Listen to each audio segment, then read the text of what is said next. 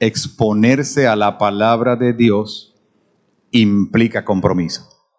Si uno no quiere compromiso, pues será otro foro, pero el de la iglesia significa que de alguna manera uno responde a la palabra de nuestro Dios.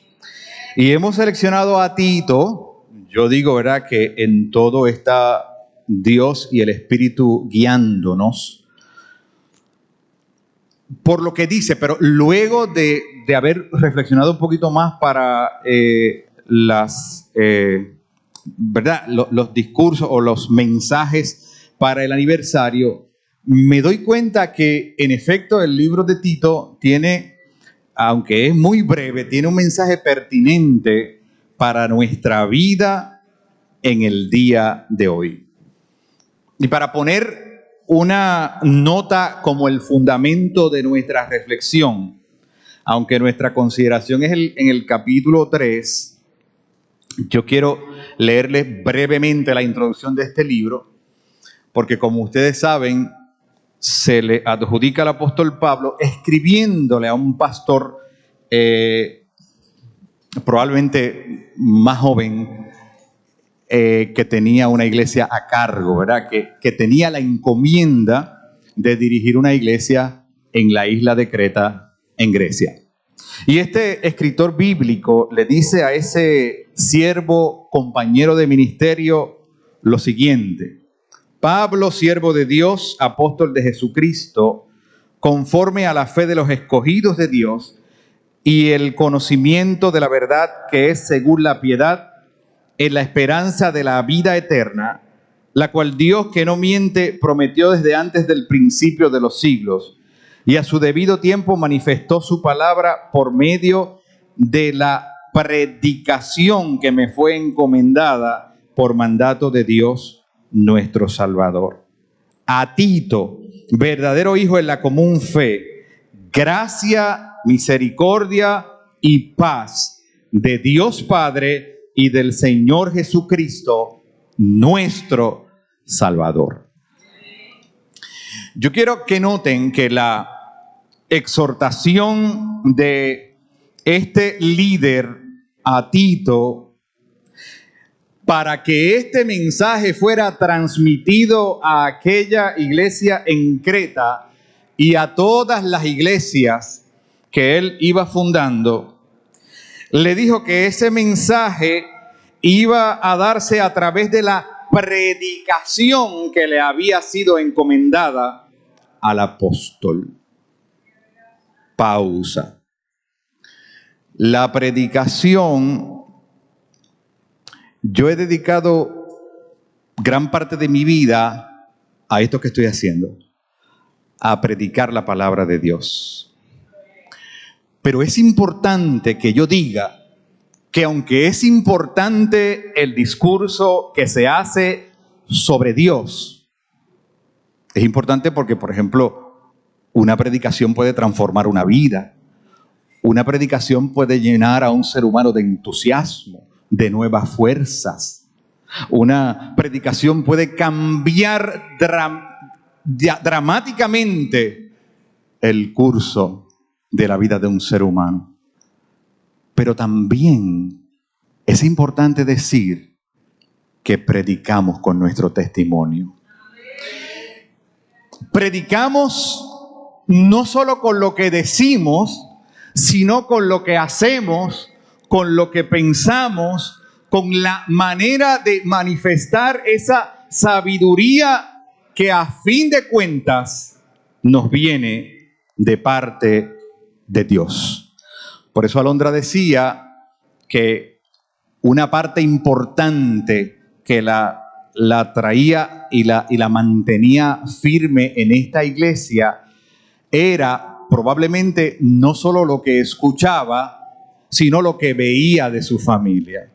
Y que ella veía cómo a través de distintas generaciones esa familia había ido conservando un testimonio de fidelidad para la iglesia, que es el testimonio de muchas personas que le sirven al Señor. Cuando yo era niño, 5 o 6 años, yo iba a la iglesia cuando en aquel entonces se celebraban los cultos domingos por la noche. ¿Los recuerdan? Domingo por la noche. Y usualmente, para no incriminarme y decir que era siempre, usualmente me quedaba dormido o sobre el escaño o debajo de él.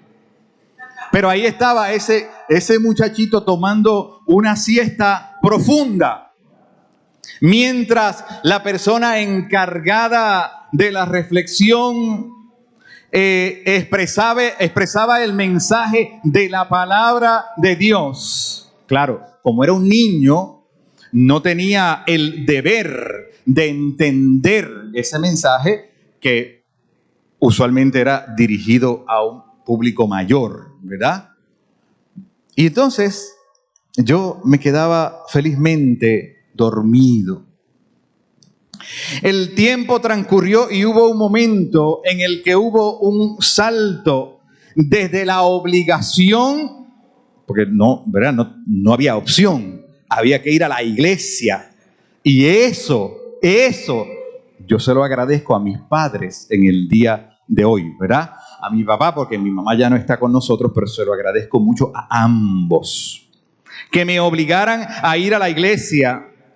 Y entonces no fue sino a través del transcurrir del tiempo y de mucho tiempo que ese entendimiento más amplio de lo que significa pertenecer a una iglesia en la calidad de fiel creyente del Señor, no fue sino hasta mucho tiempo después. Lo más probable es que cada testimonio sea distinto, porque quizás usted me puede hablar que su experiencia para venir a Dios ocurrió de una manera distinta. Podría ser totalmente diferente, pero hay algo que ocurre, amada iglesia, en el ser humano que lo lleva desde la costumbre a una convicción real. ¿Y saben qué? Esa respuesta la tiene Tito para nosotros. Porque Tito dice, el Espíritu Santo obra en el ser humano una regeneración de la vida.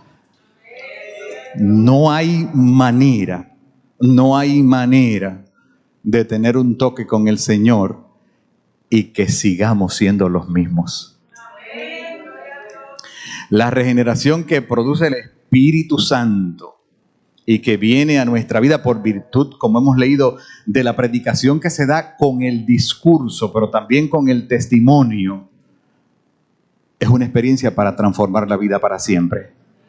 Entonces, de pequeño yo iba a la iglesia por costumbre y por obligación, pero un día en una asamblea denominacional el Señor empezó a hablarle a mi vida sobre un llamado de fidelidad a la obra de Dios, porque tenía que pasar, ¿verdad? Yo transcribo en mi conciencia ahora, tenía que pasar desde ese modo convencional de visitar una iglesia por costumbre, por la razón que sea, a un encuentro personal con el Dios de la gloria. Entonces Pablo le dice a Tito, mira Tito, yo te voy a enviar allá a Creta, pero lo que vas a comunicar tiene que ser comunicado con lo que tú les prediques y también con lo que tú vivas. Es más, Liliana, se me ocurre que el libro de Tito hasta podría ser materia de reflexión para unas conversaciones sobre el futuro de la iglesia. Así que eso lo vamos a ver con detenimiento. El apóstol está explicando algo así a un líder de la iglesia de Creta en Grecia. Sin duda este mensaje, amada iglesia, estaba apelando a este líder gentil, pero además le serviría para sus predicaciones a aquella nueva comunidad de creyentes. Nosotros tenemos 55 años de establecidos aquí. Yo tengo 56, así que yo siempre estoy un año adelantado de la iglesia. Pero cuando miro, por ejemplo, el testimonio de Alejita y veo que el camino de frente son 40 años más, yo digo, ay, Dios mío, necesito tu ayuda. Necesito tu ayuda para llegar allá. Que así Dios nos ayude a mantenernos firmes. Alondra, tu testimonio me inspira. Me inspira. Ver a Víctor Alejandro aquí me inspira. Ver a esa generación joven me inspira.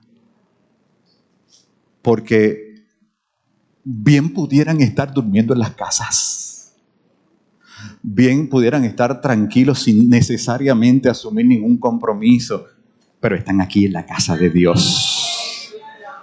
Y yo les digo que como parte de ese, de ese escuchar la palabra, pero también de escuchar las voces de las nuevas generaciones, y lo mencionábamos el domingo pasado, hay que decirle a esa, no solamente a Alondra, a Víctor Alejandro, a todo el joven que se acerque a esta iglesia, abrirle los brazos y decirle, tú eres importante para esta iglesia, te necesitamos aquí, porque contigo es que se perpetúa la obra de Dios.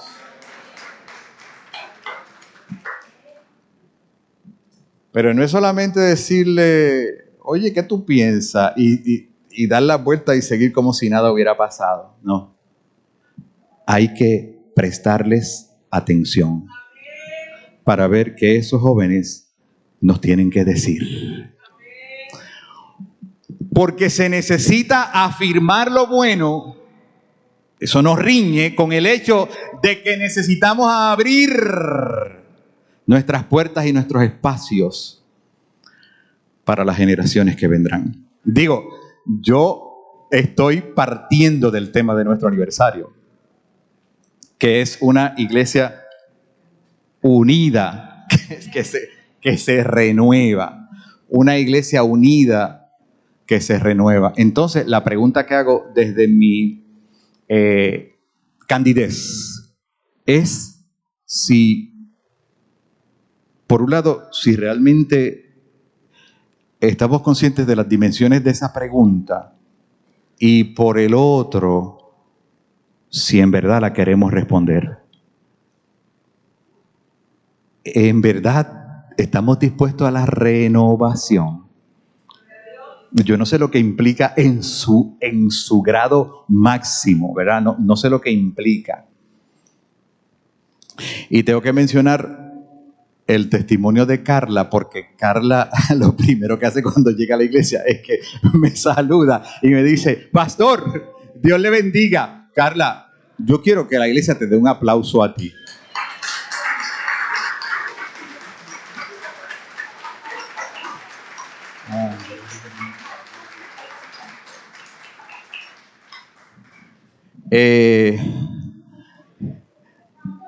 Tenemos la intención de renovarnos, porque si la respuesta es no, no pasa nada. No pasa nada. Seguimos caminando. Pero si estamos hablando de renovación, eso va a requerir un acercamiento serio a la palabra y a lo que significa por la palabra la renovación, porque Tito nos dice que si eso es una renovación por cambiar, no vamos para ningún lado. La renovación tiene que ser pedida al cielo. Tiene que ser pedida por virtud del Espíritu Santo y que el Espíritu nos diga, Señor, si hay el horizonte se nos presenta como una oportunidad de renovación, dinos qué es lo que vamos a hacer.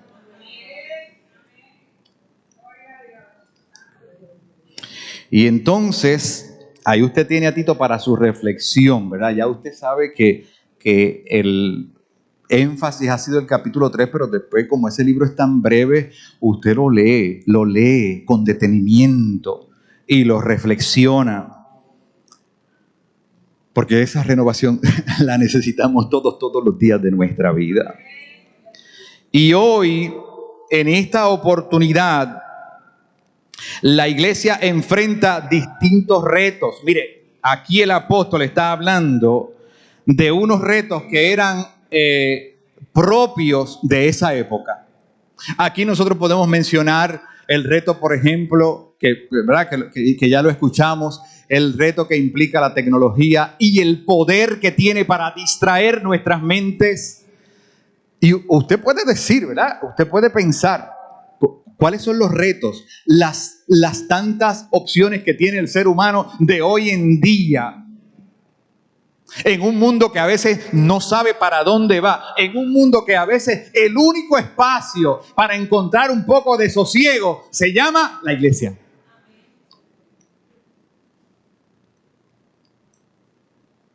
Oiga, sí, es un mundo alocado, es un mundo a la deriva, pero en ese mundo o a ese mundo el Señor nos invitó a predicar su palabra. Hoy, por ejemplo, vemos con tristeza cómo algunas personas abandonan las iglesias. No vamos a entrar en los argumentos porque las razones son múltiples. Hay muchas razones.